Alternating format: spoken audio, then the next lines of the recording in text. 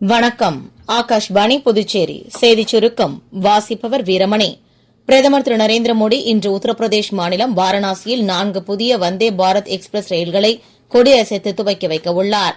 இந்த வந்தே பாரத் ரயில்கள் பனாரஸ், கஜுராவோ, லக்னோ, சஹாரன்பூர், பிரோஸ்பூர், டெல்லி மற்றும் எர்ணாகுளம், பெங்களூர் ஆகிய வழித்தடங்களில் இயக்கப்பட உள்ளது.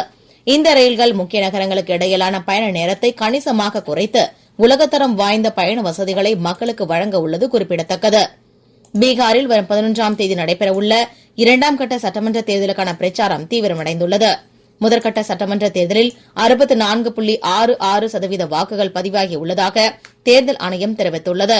புதுடெல்லியில் நடைபெற்ற இந்தியா ஹாக்கியின் 100ஆண்டு விழாவில் மத்திய விளையாட்டுத்துறை அமைச்சர் டாக்டர் மன்சுக் மாண்டவியா பங்கேற்று சர்வதேச ஹாக்கி கூட்டமைப்பு சார்பில் வரும் 28ஆம் தேதி முதல் டிசம்பர் 10ஆம் தேதி வரை சென்னை மற்றும் மதுரையில் நடைபெறவுள்ள ஆடவர் ஜூனியர் ஹாக்கி உலகக்கோப்பை போட்டிக்கான கோப்பையை வெளியிட்டார்.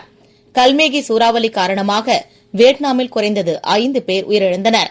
பேரழிவை ஏற்படுத்தியுள்ள இந்த புயலால் குறைந்தது 188 பேர் உயிரிழந்துள்ளனர். 1953ஆம் ஆண்டு பிரான்சிஸ் கிரிக்குடன் இணைந்து டிஎன்ஏவின் இரட்டை சுருள் அமைப்பை கண்டுபிடித்த நோபல் பரிசு பெற்ற விஞ்ஞானி ஜேம்ஸ் வாட்சன் காலமானார். அவருக்கு வயது 97. புதுச்சேரி வில்லியனூர் கொம்யூன் மங்கலம் தொகுதிக்கு உட்பட்ட பகுதிகளில் 1.5 கோடி ரூபாய் செலவில் சிமெண்ட் சாலை மற்றும் வாய்க்கால் அமைக்கும் பணிக்கான பூமி பூஜையை அமைச்சர் தேனி ஜெயக்குமார் தொடக்கி வைத்தார். தென்னிந்திய பகுதிகளின் மேல் ஒரு வளிமண்டல கீழக்கு சுழற்சி நிலவுகிறது.